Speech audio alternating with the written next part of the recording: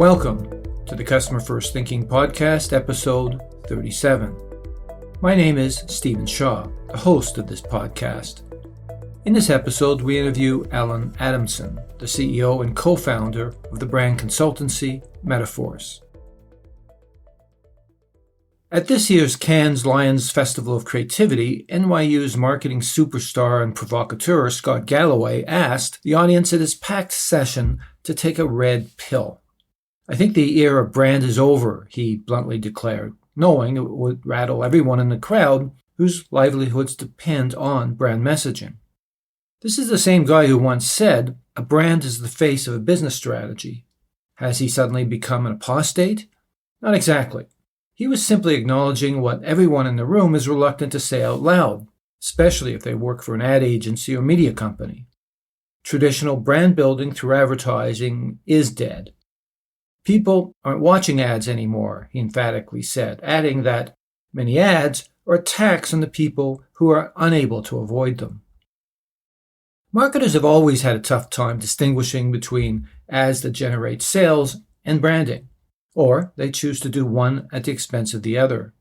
They take it as an article of blind faith that consistent brand advertising will eventually lead to revenue growth, because they've been repeatedly told that mind share is crucial to converting shoppers into buyers. The problem facing most marketers, of course, is that saying your brand is better or best does not make it so, no matter how large a share of voice you may have. And getting an ad noticed, never mind remembered, has never been harder in this age of media fragmentation and clutter. Yet, advertising remains the main crutch marketers use to promote their brands, notwithstanding evidence to suggest that it's becoming less and less effective, as Galloway noted. Marketing's job is to build brand equity, but that's not to be confused with brand image. Brand equity has to do with how important the brand is in the lives of people. As the legendary brand expert David Ocker once wrote, the really strong brands have gone a step beyond achieving visibility and differentiation to develop deep relationships with a customer group. That is, the brand becomes a meaningful part of the customer's life. Brands that are on the periphery of people's lives, that are Me Too products, that lack a clear and distinctive identity, that are perceived to be substitutable, are doomed to compete forever on price. Whereas the most successful brands today offer a winning combination of product superiority and an enriching experience. The quality of that experience, the extent to which it becomes a shareable story, not just a credible one, is what earns a brand a loyal base of fans and keeps customers buying again and again. The challenge, of course, is gaining the confidence of customers that the brand deserves to be a part of their lives. To do so, marketers have to set their sights on changing those lives for the better, argues the noted brand consultant Allen Adamson, whose latest book, Seeing the How, chronicles how various innovative brands were able to do so. The trick, he says, is to deeply examine how people go about their day-to-day lives and the obstacles they face.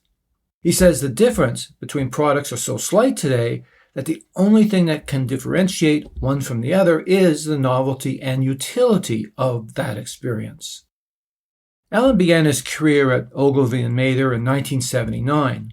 I began by asking what enduring branding lessons he learned then that have stayed with him to this day.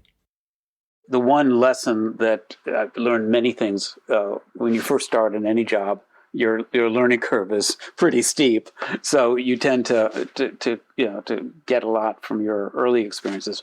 But the one thing I got from Ogilvy that has helped me every day is learning how to write, to talk and recommend and communicate a strategy or an idea, something intangible. When you learn to write in university, it's more of a narrative and it's engaging. But when you learn how to write for business, particularly the way it was done back in those days, you learned how to put a recommendation in an email, a letter. Here's what we recommend. Here's why. Here's what it gets you. You learned how to communicate in a business way. And Ogilvy was very disciplined, as you know, that part of their success was their ability to help their clients understand the recommendation and then put enough rationale in it that it was a smart business decision, not because it sounds like a fun idea, let's try something crazy. Right. So there's always a logic, obviously, a brand strategy really behind the communications program. Some thinking, what's the idea? Bring it to life, but why you should do this? 1, 2, 3, 4. What are the implications? Just a different way to communicate. They're very diligent about how to write well. In fact, the former CEO way back when wrote a book called How to Write Well. Well, David Ogilvy really, the lessons he conveyed in those books are still true today. It's one of the great books on advertising that have been ever written. Well, let me just ask you this then. Your career spanned 4 decades now. You're one of the leading, foremost experts in brand building in the world. What shifts have you seen? And I'm describing these as seismic shifts in brand strategy and thinking between those O&M days and now that you think have been impactful. I think the biggest shift is that back in the good old days, when you solved a consumer problem and you invented something came to you from the lab or engineering and you had a product. I was lucky enough in my second chapter of my career to work at Unilever. And they had something called Dove soap, which was a better product. It was not just a soap. It was actually, without getting too detailed, a detergent which had better properties for your skin. And that advantage lasted them for 15, 20 years in the market, where all they had to say is, Dove doesn't dry your skin like soap. And with that sort of differentiated product, that sustainable competitive advantage, then their task was to make sure to constantly keep that fresh and relevant and make that believable. The world we live in today is by the time somebody hands you, I got this new great phone, and you say, let me just do an ad for it or some communications, what's the differentiation? There are going to be 5 things just like it. There are very few better mousetraps. And so from a communication point of view, if you have nothing different that matters, there's no unique selling proposition, it is much more difficult. I also spent a big chunk of my career working with P&G. Their success was often driven by a very old-fashioned idea. Was a demo in the middle. They'd show, this plate is washed in Dawn, this plate is washed in something else. Look how much cleaner it is. This shirt's been washed and tied. And by showing the difference, people say, wow, that shirt is whiter. That shirt, those teeth are cleaner for Crest. I don't get cavities, 26% fewer.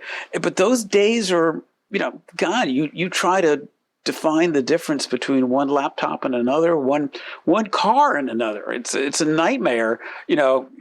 From the coffee cup holder to the the phone interface. I rent a lot of cars when I travel, and when you're inside one of these, it's really hard to tell the difference between a Mercedes and a Hyundai. So the shift that you're describing here is product parity has forced brands to move away from trumpeting functional value, is what you're suggesting. Right, and they need to. Yes, it's no longer as easy as somebody in the lab coming to you and say, I have this new product that's going to cure headaches faster than anything else. There is, of course, still product differentiation happening, but as a percentage of what's in the market, you don't have to be a marketing expert to know when you go down the aisle at Target and try to buy almost any product, it's really hard to tell the difference between one shampoo and another. It's really, it's a sea of similarity. And I think sea of sameness, a better word. And in that world, the challenge of marketing is exponentially more difficult. That's one change. And of course, the other change is that, we've all been trained to tune out more and more, because there's so much media coming at us, it is exponentially increased. There are 2 things that have happened to the consumer. One, they've learned how to, put on the force field and they don't pay attention to anything anymore. But 2, they've also learned to, multitask and not really, and their attention spans, the average consumer has, without a mild case of ADD. So if you can't, they're not going to listen to a long story as to why, this car is better than that car. They either get it fast or they internally change channels. Right. There's an attention deficit challenge for the entire industry as the communications paradigm has changed rather dramatically. Are there, and again, I want to go back to your early training in P&G, and you're right, that was a training ground. Unilever was a training ground. O&M was a training ground. D&B was a training ground. Are there brand orthodoxies, myths that persist today that you'd like to see retired, that basically are past their best by date? I think a lot of the basics still apply. They're really hard to do. I'll tell you a story. The need for focus and simplicity to break through. Because if you have a simple idea, which was my first book, Brand Simple, you can get more powerful creative. And if you get more powerful creative, you get noticed. You have a better story. And I was working at Ogilvy, and I was just out of business school, and I'm very excited. And I was on a coffee brand, and the creative director said, we got a new campaign. Why don't you put together, a memo, which is an email for your listeners? What are the key points of this coffee, and what should we communicate in our new campaign?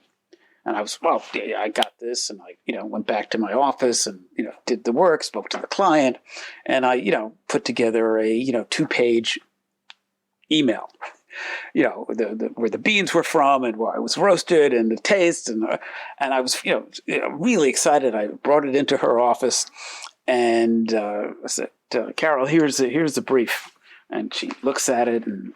Oh, really? You this? And now I know what you've been doing, Alan, for 2 weeks. This is really fabulous. You've got incredible depth here. And then she takes a corner of the page and rips off the corner and shows me this little piece of. She says, Alan, when you can put what you want to communicate about our coffee brand, your client's coffee, in this little scrap of paper, come back into my office again, but never come back in. This is good for the Wikipedia entry, but if you want breakthrough creative, you better figure out the one thing we've got to communicate. Well, I think that's always been a challenge for the industry, is really creating concise creative briefs that cut to the heart of why that brand should matter to people. Right. It's always been. And it's hard. It is hard. But what hasn't changed, I think, is I'm a big believer that we're all in a world of nonlinear problem solving. Conceptual problem. And so you just can't put all the facts on a piece of paper and add them up and divide by 2 and say, there's the answer. The catalyst for breaking through is somebody who is able to look at all those facts and come up with a completely fresh way to tell it that's relevant and different.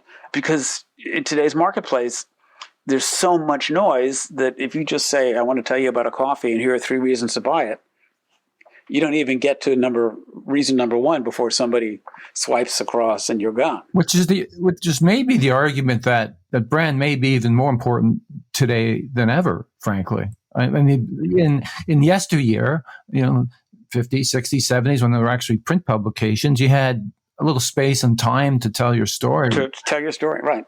Now you have a TikTok second. Yeah. And yeah, that is a piece of that. Every year I watch the Super Bowl, like many, for the ads. And here's it's like the finals, and you've got 30 brands, each spending, whatever number they want, every possible celebrity. And of those 30 brands or 35 brands, you probably don't remember 15. You don't even not that you're out, getting a new a beer or something, but they just vaporize. The remaining 15, you sort of. I remember a commercial for a car. I don't really remember what brand it is. It had a rabbit in the back, And then for maybe 5, you say, I remember the car. It was a BMW, and they had this test track, but didn't convince me. And only 3 or 4 get to the end goal. You break through. It tells you something about the product that you remember. And that's something they tell you just makes you want to go out and say, I'm going to buy a BMW. And so even in the World Series of advertising, where everyone is, although their scale is a little different because there's so much pressure to say, hey, look at me. That if you just go with a great story and you don't have a breakthrough way to get it across, you still fail. But it just shows you how, even though there's there's been creativity in marketing and business for a long time. That remains difficult to do. And what's hardest to do about it, which you know and everyone else knows, is it's human nature is hard to buy great advertising because it's going to be different than everything you've seen in your rearview mirrors. So you're going to go and say, we should do this with this dancing duck. It's going to sell a lot of health insurance because no one can pronounce Aflac. But it's never been done before. It seems silly. We can't really prove it. But we got to spend millions of dollars just to find out if it works or not. It's a really frightening thing.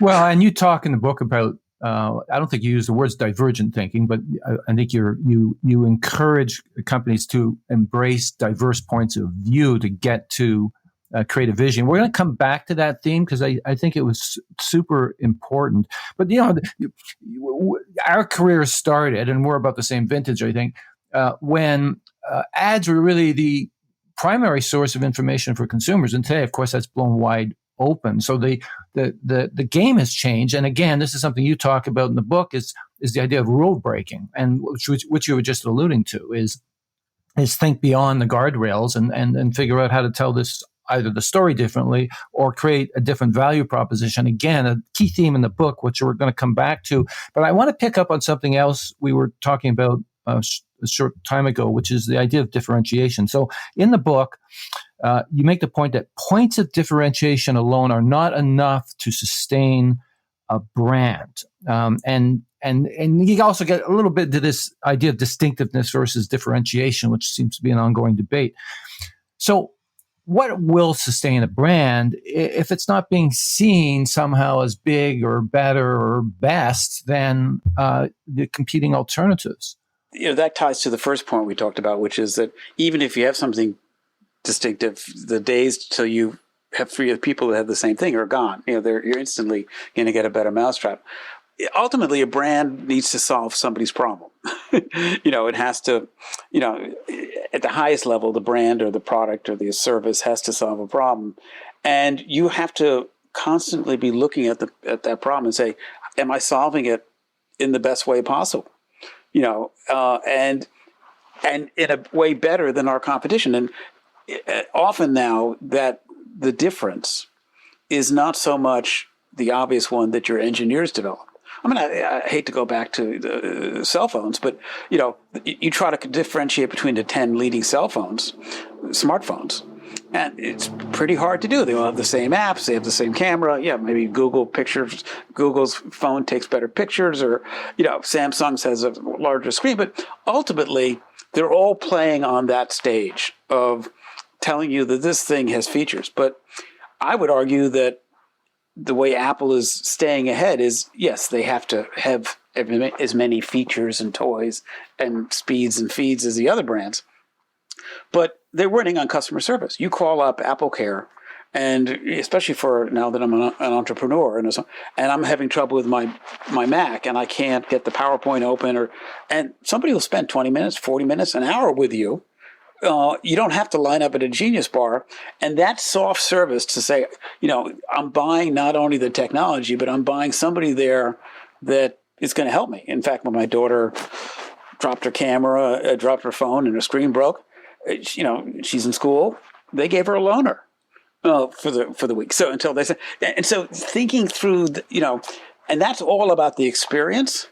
And that's a whole much more difficult way to compete because crafting that experience. But that's what I mean when I say, you have to zoom out a bit and say, yes, if you have a better phone, do tell that story and hope you have more than 60 days to enjoy your view from the top of the mountain until you find out there are 5 other people at the top of the mountain with you with a slightly better mousetrap. Well, and just sticking with the concept of service being a differentiator, service to some extent has become table stakes too, and just knowing that customer satisfaction ratings haven't budged in 10 years would suggest that the expectations keep rising.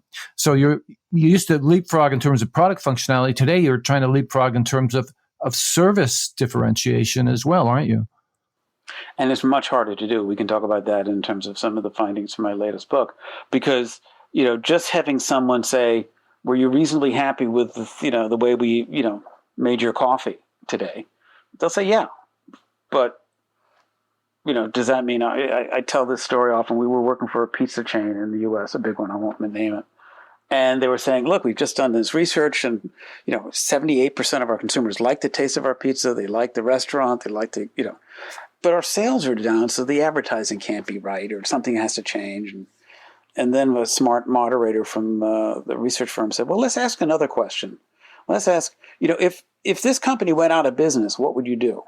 And instantly, I go to Papa John's. So there was, so even though they said it was good, it was not good enough to spend 10 cents more on a slice than across the street. So you have to be careful when you say, how am I doing? Because consumers want to give you the answer, oh, Stephen, you're doing great. Okay, no one wants to give bad news, but really to find out what it takes to get you to go, wow. That's a different challenge.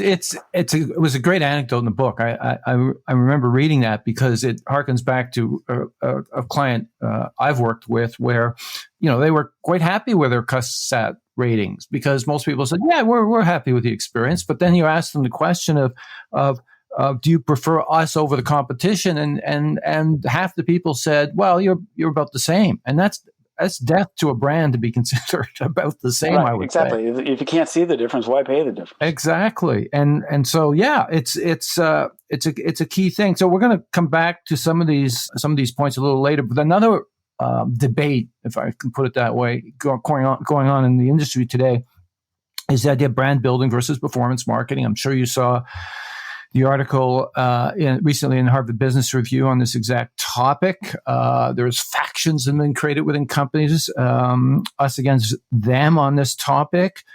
How can marketers achieve some sort of equilibrium between the two, between traditional brand building, which builds the brand for the long term, and this idea of performance marketing, which is really short-term demand generation? How do they get there? It's a difficult topic for a lot of companies. Well, it's easy if you have a better mousetrap. Then, to some extent, if you want this performance, then just telling that story through demand gen works. But in most cases, it's not one or the other; it's both. And it's if you don't have the brand solved, you're going to spend a lot more money on demand gen. That's going to be a lot less ineffective. So it's finding that yin yang, and it's hard. It remains hard because demand gen can be much more digitally accurately delivered. Getting a brand messages all the way down to that granularity of every eyeball is a little more difficult. And a lot of brands don't have a clear story anyway. So, people spend money on brand and they're out there saying, we're quality, we care about our customers. And the message, for a brand to be successful, it has to have a great strategy. And lots of marketers, as you know, get instantly enamored with the bells and whistles and the activation, and don't focus on do they have the right story. Well, it's part of, I think, generally the challenge that marketers have today is they've been expelled, if you will, from the strategy discussions because they are doing exactly what you're talking about. They're talking about activation as opposed to creating new value for customers. I want to delve into that a little bit more because it does relate to brand. And again, it's something you touch on in the book is the idea of brand versus branding. They're not the same, right? Yeah, I think it's a simple nuance, but if you stop and think, I like to tease them apart. A brand is your story. When someone hears your product or company name, when I hear, Delta Airlines, what story pops into my head? Branding is how you get that story. Delta is always raising expectations or whatever the brand promise is. I think it's close to raising expectations. Once you get that story right, then branding is how you get it from the PowerPoint into somebody's head. And it could be advertising. It could be owned media. It could be a customer experience. It could be somebody at the airport. They're influencers. There are 50 ways to get a brand story or strategy into someone's head. But marketers tend to always look at the shiny objects and get really focused on, are we going to do influencer, or what's our social strategy? We have enough, direct to consumer work here going on. And, that's important, but there's usually not enough pressure testing and saying, well, even if I get this story into Steven's head, is it going to work? Is it the right story? Is it clear? Is he going to care? So, but because it's so much more interesting on the branding side, you get people say, oh, our sales are down. We must need a new ad, or we must need a new identity, or we must need a new influencer. Because for instance, if things aren't working, people jump to, it must be one of the little levers on the dashboard. Or they're making the case for likes and followers. Yeah, exactly. You got lots of likes. It's got to work. And so it's really, as you know, and you can have a great brand story and also fail because you have bad execution. You have bad social media. You have bad, and so you can fail on both sides of that equation. But if you don't think about them separately and together, if you just think about one and not the other. Yeah, I talk to my students often in class when I do some lecturing. If you go into the gap, what's Gap's problem? Is it a brand or a branding problem? And students will say, well, their advertising is boring, or the stores are, generic, or the jeans are not that nice. And those are a product. Those are all branding things. And my answer is, I don't know. I haven't worked with the Gap. But I would argue that if you go in and talk to 10 Gap employees, you just go into the floor of a Gap store and say, can you give me something typically Gap to wear? They have no clue what typical Gap is. And so, yes, their advertising probably is not great, and their store design and their helps. So they have lots of other issues on the branding side. But if the core is like, if no one on the floor can tell you, Stephen, this sweater is really Gap. Let me tell you why. It has that Gap edge. Whatever it is, and that's hard to do in fashion. But if you don't start to make that story, if it's just come to the Gap because we've got lots of stuff on the floor or online and we're a decent price, not a good story. Well, and if you go back to that HBR article, Jim Stengel co-authored it.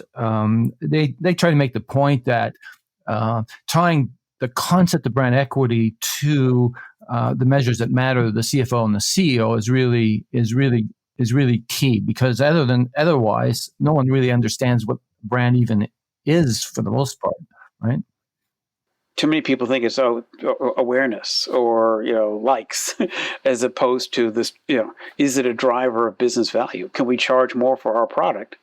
Because people think, if I buy this toy, it's better than that toy, or this service is better than that service. There's also an ongoing debate beyond brand building versus performance marketing around brand purpose. And it was the hottest topic of the day for a while. But there's a lot of contentious debate around that as well. In your view, how important, and this goes back, I think, to the question of brand strategy, how important is purpose to building strong brands? I think it can be important. But my take is it's really hard to do, and has to extend well beyond, what the marketing department does. Because to truly deliver a purpose, it needs to be a commitment of the entire company. It takes a long time. If I think of the cases where purpose has paid off, Patagonia, everything the company did was tied to sustainability, from how they compensated their employees to fly, to carbon. It was a long journey. And so but most often today, marketers say, we have this purpose, and they do an ad campaign, and one, it's hard to believe, and two, they're not convincing people that they really stand for something. So while everyone gets excited about it because it's above the product level, but I think for every 10 purpose brands, only, 2 are successful, because it's hard to execute. But go back to a core theme in your book, which is, to be successful today, a brand has to, I think I'm using your words, be entrenched in people's lives. Is it the idea of brand purpose to say we are there to improve those lives, and if the two can be done in conjunction, that is, delivering value that does truly improve people's lives, and that's in fact what I stand for as a business. Isn't that the ideal state here? Sometimes it's too high level. If you, in other words, an old principle is to be successful in brand, you have to focus. If your promise is too broad, it's too general. So if you just make people's lives better, and you're a candy company, you're really tough to do. I think the purpose tends to be. I think it needs to be a promise that's at that level, but something that you can own a little bit and believe. So I hate to go back to Unilever product, but I do think Dove's Real Beauty has been a good example of a purpose and end benefit above when I was a Dove, about soft skin, that, and they've done a pretty good job of staying with it and bringing it to life, and it's relevant they're in skincare and beauty, and but for every Dove, there are 5 other brands that have said something either too big or they haven't been able to pay it off, even if it's small. Right. And it only really works if it truly is a North Star for an organization with all stakeholders, not just consumers. Right. Because it can't be. Because otherwise, if it's just a marketing department, it's a communications, it's a spin thing. And the one thing about consumers is they've had a better nose for BS, and they're just more skeptical than ever. So if you tell them that your machine bolt company's here to make we have bolts that it's going to make the world a better place, click. Right. I think the other adjunct conversation here is that it's also about values, right? So I think people today want to obviously do business with companies that have good values, and I don't know that you can have good values without being clear about what value you're bringing to the world. But I want to reference one of your colleagues at NYU Stern School of Business, Scott Galloway. He was at Cons recently, and he, as his usual provocative self, declared, and I'm sure you read this, the era of the brand is over, he said. And one of his proof points was that even some of the most trusted brands in the world, and he referenced Apple as well, are in fact cutting back on ads. What's your perspective on that, on his point of view that the era of the brand is over? Well, I didn't hear his talk, although I like listening to one of his 7 podcasts that he does. I don't know. He has time to do that. Yeah, well, and I have trouble with the linkage of Apple's brands to how much Apple spends on advertising. I think part of what makes the Apple brand successful is probably least connected to advertising, and probably more tied up to the in-store experience, the customer service, the product design, the fact that the core, getting back to my story where the creative director, rips off the corner of the page. If when I think about Apple, I think about its core thing on that little scrap of paper that somebody handed to the creative director is, if you have to read the instructions, it's too complicated. And, if you remember technology from 10 or 20 years ago, and you bought anything electronic, even a clock radio, if people remember what that was, the instruction book looked like you were going to launch a nuclear missile, and it was written and translated Chinese and so there was nothing intuitive about technology, and no one wants to be seen, as inept. And so I think, yes, I think brands are different. And I think, Scott, the reason he was able to go to Cannes and be on his yacht is because he started a pretty big brand firm called Profit. Yeah, he did. It was a great brand. Yeah, and did very well by it. That's for sure. And Scott Galloway, I might add, has a great brand. Yeah. He's done polishing that pretty well. Yeah. But not a lot of advertising, but, he's probably got a clear brand strategy as to what the right amount of edge, the right amount of, surprise and a little bit abrasive, and something saying and picking things that are completely contrarian. So he knows his GPS is already even though he says brands are dead, his GPS is helping him build a personal brand that's better than most. Yeah, absolutely. No, I did think that was ironic when he said that. I thought, well, Scott, if you didn't have a brand, you weren't the guy you are today. So let's move on to your book, because the book's great. And I particularly like how you interleave your personal stories with concrete examples of companies. And there's really no discussion of advertising the book at all. This is really about, in my mind anyway, value proposition. But let me just see if I can summarize the gist of the book and just get you to comment on whether I've got this right or not. But it seems that the gist is that you're saying that companies got to, well, this is the title of your book, but that companies need to be asking how, not what. It's the most important thing a brand can do today to be successful. That brands can lead us to experience the world differently. Have I got that right?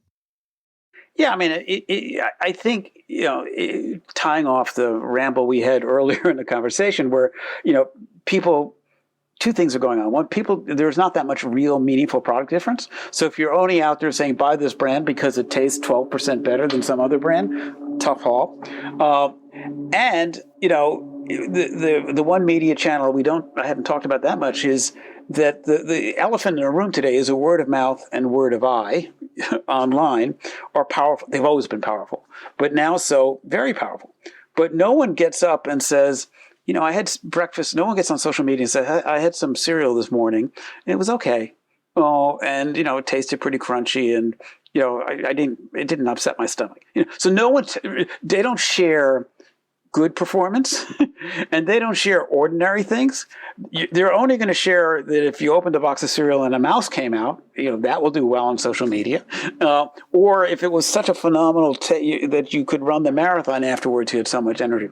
So in that world, you have to look at how your brand, service, product, whatever offer, is going to fit into someone's life and how you can make it, ironically, going back to what you said with purpose, make their lives better in a way that goes a little beyond just it cleans teeth 12% better than the other toothpaste. Well, I particularly liked your comment that average is over. Average doesn't win you many sales anymore. And to your point, people talk about their great experiences, the things that they particularly remember, and the bad ones. But so is the objective here to create memorable experiences? Is that the starting point here? If you're thinking about, go back to the point about differentiation, how can I create a memorable? The objective is, in my generation, when you started marketing, you started with in P&G days, there was a box of detergent on the conference room table. When I was at Kraft, there was a box of cereal on the table. So where we always began was when the product appeared. The car drove onto the showroom floor. And my thought is that, yes, if you have a better car and it's unique, that's a good place to start. But if you're like most cars or most products, there's not a lot there anyway. Zoom out and think of how is this product going to fit into someone's life, and what do we need to do around it to make that overall experience, from purchase to use to reuse to repair to convenience, better. And some of it could be as easy as taking out some friction, so it's easier. But a lot of that friction's already out. But for most categories, it's not too hard to get anything anymore. You don't have to line up, But part of it is remembering that a product/brand has to either give a benefit and make it really easy and fun to use or different to use, make it shareable, do something that surprises people, or solve a problem in a slightly different way. Well, and I want to jump on that because many of the examples in the book, and all of them are examples of successful companies that have had thought in a divergent way about the category. So they've actually rethought the category. How they got to that epiphany is often through personal experience, it would seem. But that seemed to me the starting point. Not how can we do this big, better, or best, but it's how can we do this differently in a way that will fit in better with people's lives. Yeah. exactly. And, I don't think it used to be you needed a big tech offer to do this, but, lots of the technology to do better brands is right in front of us. I don't think I made the book, but I took my car a couple of years ago, a year and a half ago, to get, when you buy a car, sometimes they throw in the first service at the dealership. So I took it to the dealership.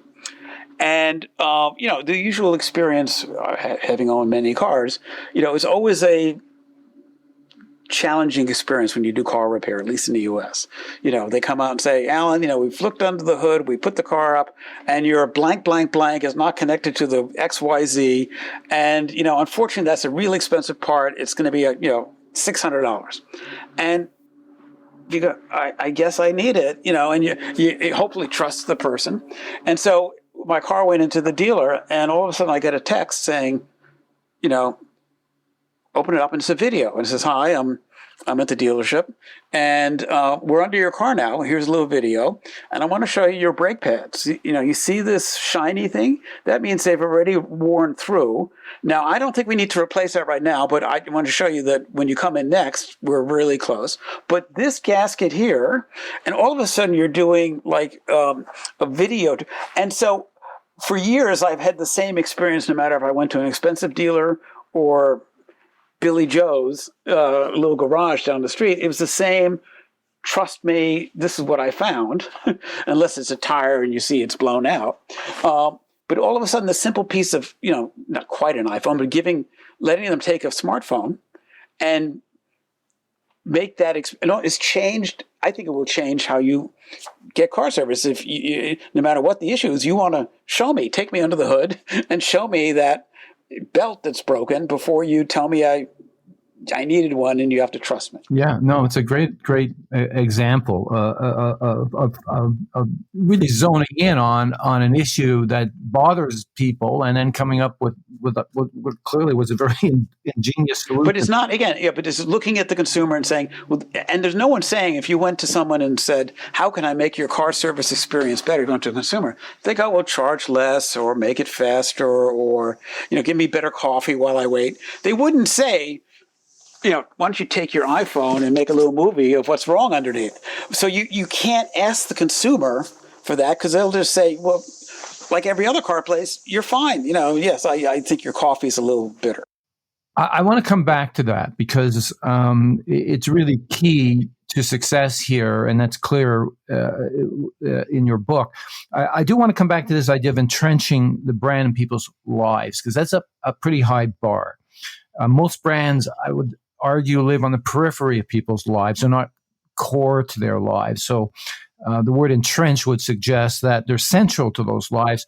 Does that brand have to become indispensable, something they can't live without? Or can it live on the periphery and still be entrenched in people's lives? Explain the demarcation there for me. It's because there are different ways to get entrenched. You could get entrenched because you have a product and something else on like the market, and so you're used to playing with this tennis racket, and you've always won your games with this, and so even though you can't define what tennis racket, why your Prince is better than, you're entrenched. But often today, entrenched means they've done something. Usually, it's to make it better for you and you feeling special or customized, that this is my brand. And customization's been around for a long time.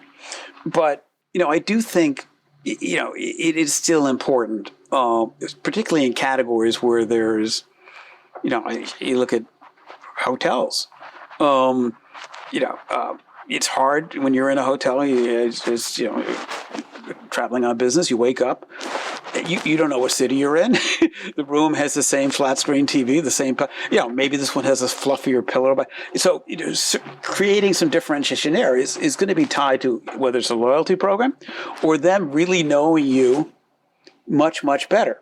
And when you travel these days, all of a sudden, every airline, every car is getting better and better at that customization thing. I recently read, I'm a fan of Delta, having worked with them for a couple years back in my career.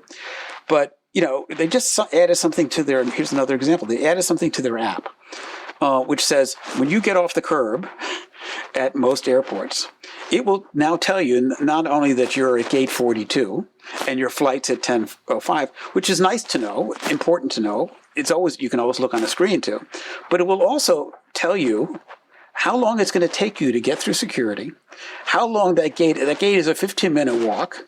The line at the Starbucks there is also 10. In other words, it's a way. So all of a sudden, providing you with, and once they get you hooked on, when you fly Delta, that if you're at this airport, you're not going to, the TSA's line's too long, you can't stop and talk to somebody.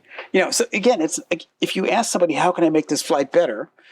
They wouldn't get to, in a crowded airport with people coming both ways, how long is it going to take me to get to 42B? And this is where I think marketing empathy comes into play. And again, we're gonna come swing back to that shortly.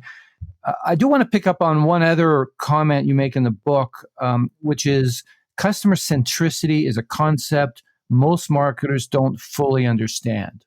I couldn't agree more with that statement.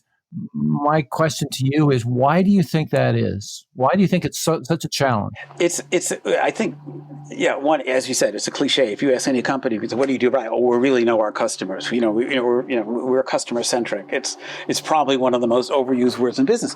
But I think there are many reasons. But one of the reasons is that I experienced it when I was in marketing. Is you're so busy in meetings, reading emails, going from that, you lose your observational skills. You lose seeing things firsthand. And most executives read a top line customer satisfaction, look at a dashboard, net promoter score up 6%. And that can tell you how you're doing on the macro scale. But, by the time lots of those indicators move, it's usually game over and it's hard to catch up. And so part of it, I think, is the need for marketers to realize, and this is another premise of my book, that in theory, marketers should be the ones closest inside the company, whether it's a dry cleaning shop or a big company, closest to the customer. And if they think their job is more than just selling the product, but to really know Steven and watch him and scratch their head and do a little Jerry Seinfeld, you ever wonder why? They should come back with that, not so much, here's how you sell Steven a pair of glasses, but they should say, I think we could solve Steven's problems better if we did, they need to take a bigger role in innovation and changing the offer and being the one to suggest to their car service friends in the service department that why don't we show little videos? And I think so customer centricity means that they have some macro sense that their customers, as we went back to the earlier comment, are happy. But that's, everyone knows you're happy until somebody gives you a better offer. People are probably happy with the Edsel until, not the Edsel, with the Model T until the next model came out. So, it's hard to do because it's constantly changing. And it does require getting out from inside your bubble. It's a transformation in mindset from product centricity to customer centricity, because all of the reasons we described earlier and the challenges that organizations have in embracing it culturally and organizationally and how they're organized, which is, I'm approaching that topic here because one of the things you emphasize, and it's so true, is that as the opportunities are incredibly hard to see. They do require, I think you use the word, seeing things other people don't see. Is this an argument for systematized first principles thinking, for divergent thinking, like as a sort of a standard process within an organization? How do we get there? You can't hire clairvoyants. No, I think part of it is going back to something we touched on earlier, is keeping fresh eyes. So, you go to a company, I'll pick a beer company, and you talk to them about marketing the beer. I've been in the beer business 15 years. This is how we do it. They learn what is, and then they feel comfortable in that world until what is doesn't work anymore. And I remember a conversation I had with HBO about 8 years ago. And they were doing something really interesting. I didn't put this in a book here, but it was in my previous book, one of my previous books, they would hire interns from universities. And the typical thing for interns used to be, or is, you go in this cubicle and here's a pile of numbers and, do something. But they forced their C-suite to get the interns, to have these 20-something kids who, when they, as a way to keep their executive levels understanding what's going on with 21-year-olds and Gen Z and Gen X, because they realized that the higher up in the company you went, the more inside the bubble you became. And, it's important. Yeah, and a 21-year-old will be still ever say, gee, why don't you do this? And at a certain point, people don't ask, why don't you do this anymore? They lose that, everything looks sort of normal. I mean, you look at what the pandemic did. And if I had said to my team, we're going to pitch a client in Dallas, but, we'll try something different. We're not going to fly down to Dallas and go into the conference room. We're going to suggest that they get on FaceTime, and we're going to do it virtually. And we're going to tell them we work smarter. But culture, it was not, you took, to change people's, and all of a sudden, if you tell somebody, I want to fly out and talk to you for 30 minutes, the client will say, yeah, that's great. Thank you very much, Alan. But first of all, I only have 20 minutes, and I'm not paying your, bus fare here. So let's do it on Microsoft Teams. Well, it's. I think that resistant mindset is the reason why a lot of digital transformations, business transformations, in fact, fail. It's such hard work. It takes such fortitude and perseverance. And as I said earlier, this podcast is all about marketing transformation, and it's extremely difficult for marketers today, I think, to embrace some of the changes that you're recommending here. So let me ask you this then: if it does require this divergent thinking, how do you organize around that? Let's go back to the challenge here. So you have the traditional product management in place.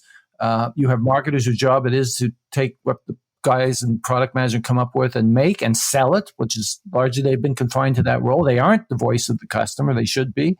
I agree completely with that. How do you reorganize to facilitate, systematize, sort of the shift in thinking that's required and the development of value propositions ultimately that would enable companies to replicate what a lot of the case studies in your book have succeeded in doing? If it was one simple thing, like, take 2 aspirins and call me in the morning, everyone would do it.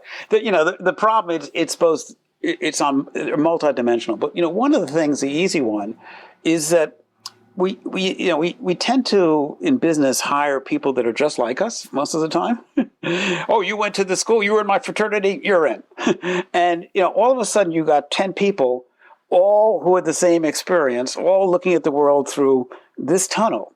And so part of success is, you need to hire somebody from the left and right, not better school, different school, but with a different background, a different part of the country, different experience.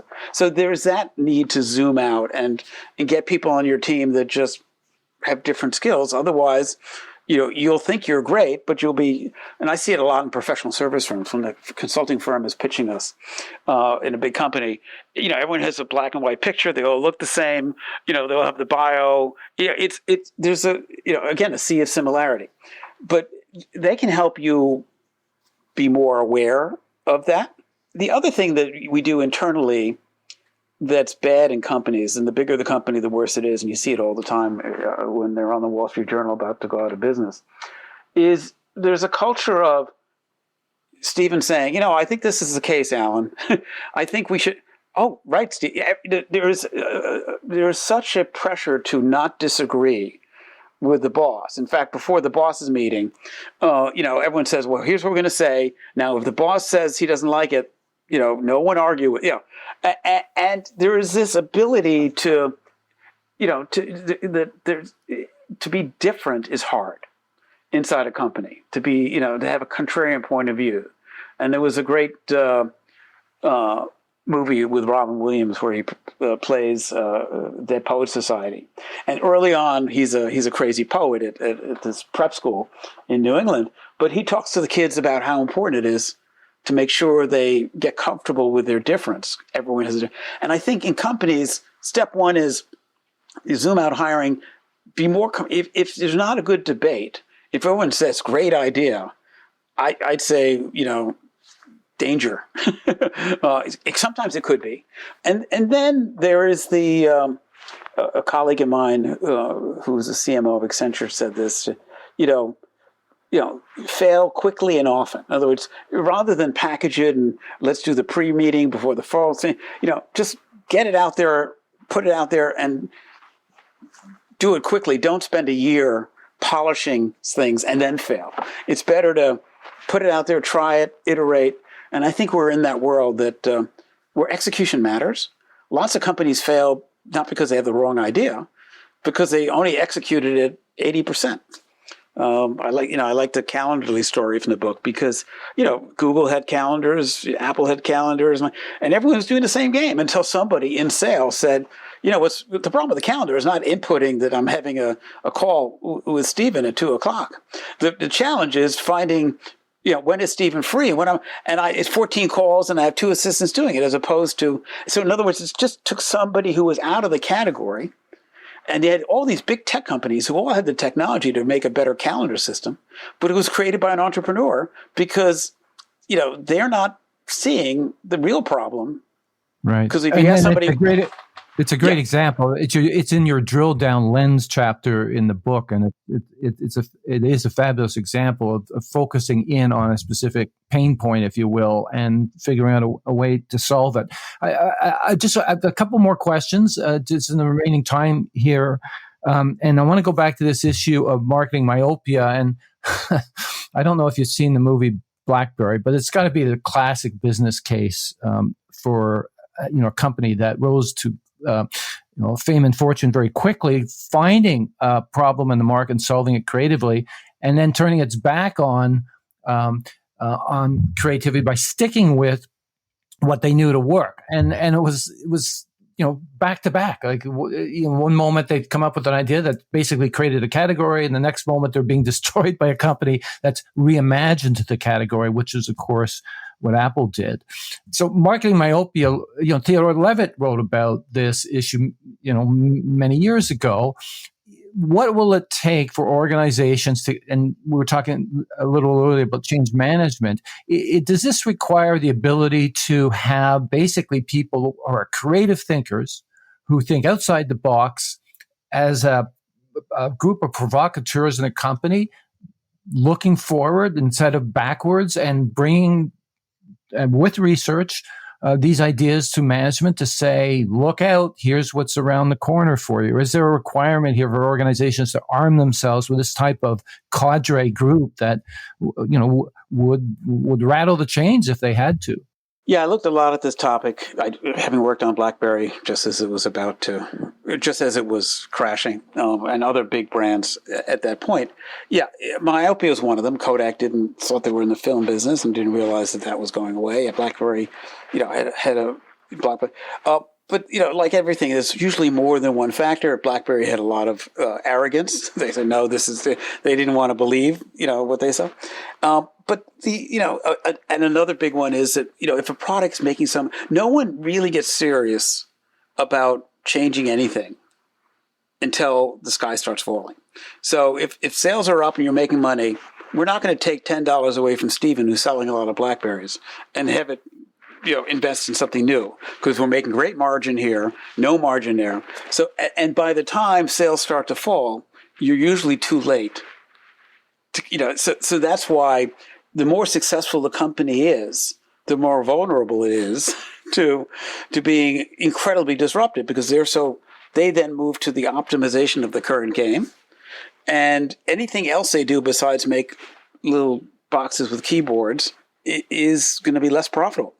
Again, it's really hard to, but those are the times, and you either, and the team that ultimately gets to be the captain of the ship in those very successful companies tends to be far more operational. They tend to be better at optimizing and taking cost out and winning the hand they've been played. They tend not to be great at saying, well, give me 4 new cards and let me think what I can do with them. Exactly. Yeah, that's exactly right. Well, that's a great way to end this interview, Alan. I think that's a terrific. The book again is a terrific, easy read too. It's very accessible. You're a great writer, so quite enjoyed the book, and you have some important lessons I think to convey here to folks who are looking at how to differentiate themselves in the marketplace. So thank you for this. Thanks for inviting me. It was a great conversation. I enjoyed chatting with you. That concludes my interview with Allen Adamson. As we learn, the old school approach to brand building through advertising is no longer effective in a world where achieving a sustainable advantage on product superiority alone is no longer doable. It's only a matter of time before a competitive product comes along making the same claims. For any brand today, the starting point should be thinking about how to make people's lives better, not how to get them to buy. If that experience is novel, if it solves a vexing problem for a customer in a way no one has ever thought of or even realized was a problem, it can fuel brand growth in a way that no amount of advertising can ever hope to do. But that requires marketers to be able to see past their assumptions and biases, to look at the world differently. And that can be tough when in many businesses conformity is more valued than imagination. You can find past episodes of this podcast on customerfirstthinking.ca, where you'll also find articles, strategic frameworks, video, and more on the transformation of marketing. In closing, a big shout out to my friend and colleague Justin Eacock for his contribution to making this podcast happen. Until next time, thanks for listening.